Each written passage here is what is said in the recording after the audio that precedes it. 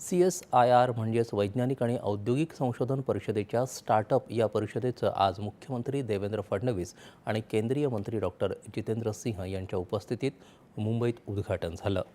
यंदाच्या या परिषदेची संकल्पना नवोन्मेषाचं एकत्रीकरण आणि परिवर्तन अशी आहे। आज भारतात चीननंतर जगातल्या सर्वाधिक स्टार्टअप कंपन्या आहेत असं मुख्यमंत्री फडणवीस यावेळी म्हणाले।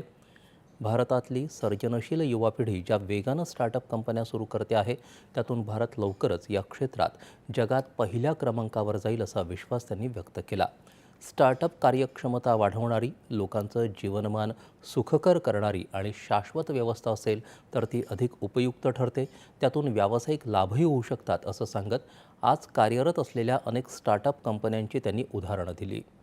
महाराष्ट्रातल्या युवकांना प्रोत्साहन देण्यासाठी मुंबईत विज्ञान सिटी उभारली जाईल अशी घोषणा त्यांनी यावेळी केली। सरकार लवकरच 60+ स्टार्टअप्स प्रकल्प सुरू करणार आहे। यात 60 वर्षांच्या वरच्या वयाच्या लोकांनी स्थापन केलेल्या स्टार्टअप कंपन्या आणि प्रकल्प असतील असं केंद्रीय मंत्री जितेंद्र सिंह यांनी सांगितलं। स्टार्टअपमुळे येत्या 25 वर्षात देशात आमूलाग्र बदल होईल असा विश्वास त्यांनी व्यक्त केला।